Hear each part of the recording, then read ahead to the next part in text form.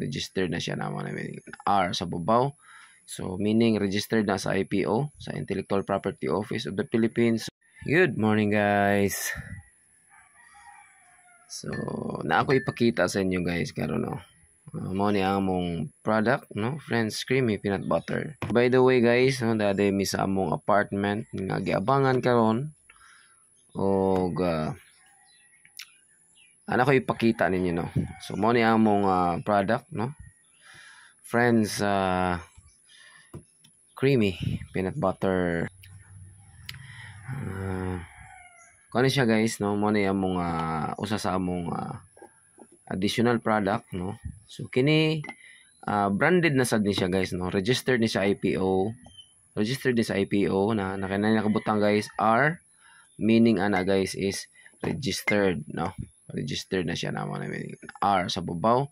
So meaning registered na sa IPO, sa Intellectual Property Office of the Philippines. So kita lang mo ay tag-iya ani nga brand o wala na pwede mo gamit ani nga brand sa tibuok Pilipinas guys. Ay Bisaya naman ko guys no, narapat yung mga followers ng mga Tagalog.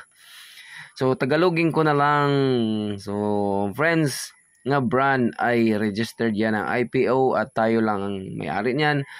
At wala nang pwedeng gumaya at gumamit ng Friends na pangalan no, kasi naka-IPO yan sa peanut butter. At sa Friends Baker naman para sa ating bakery no. So mo ni guys oh. So kini mga 4 months na ni siya guys no, nasa mga 4 months na ni, 5 months siguro. So wala mabutangi og printed kay katuni nga unang batch guys. So karon namin mga print no, computerized print ang mga peanut butter na to. Naiuban sad wala ma-printy kay nahutdan og ink. So mo na siya guys mo ni ka creamy atong peanut butter. Basta di lang na siya mabulad no, di lang ni siya ma-direct to sunlight. Mo ni siya ay mahitabo no. Ani ka creamy ang Friends peanut butter guys no.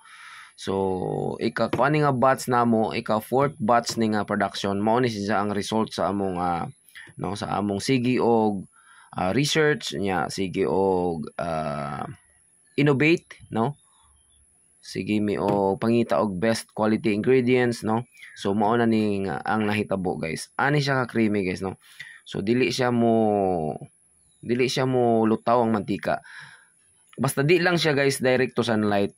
Pero pag ma-direct to sunlight ni or init gani ang lugar, medyo mo kuan siya gamay no, mo angat ang mantika gamay, which is normal ra na siya sa mga peanut butter.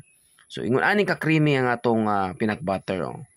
So nakuha na ni siya ug di na ko mabisi ato ning ipa kuan guys na mag-vlog ta ani hatag tag mga question and answer, mga promotion ta ni. So anyway naa na ni sa mga ubang bakeries, wala pa ni kaayo guys na distribute sa mga bakeries. Naa lang ni sa among kasagaran, naa ni sa among bakery ra naka-display. No, sa amo lang naka-display. So best seller ni siya, kusog ni siya kayo sa amo sa tindahan, which is perminti mig mag-restock, magakuha sa amo bodega. So naa na ni mga available karon no, naa na ni available dito sa St. Bernard no, naasad sa Sugod no, Selected, Buntok, Divisoria, Tomas Opos, Banday no. So og uban pang mga ginagmay-gagmay nga mga reseller nana ni siya guys.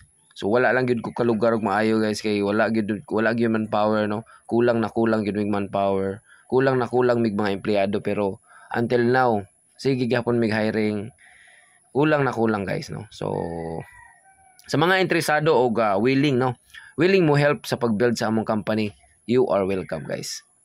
So more na, good morning kay moinom sa kog init-init nga tubig. Alright, thank you. And have a Monday good morning everyone. Bye-bye.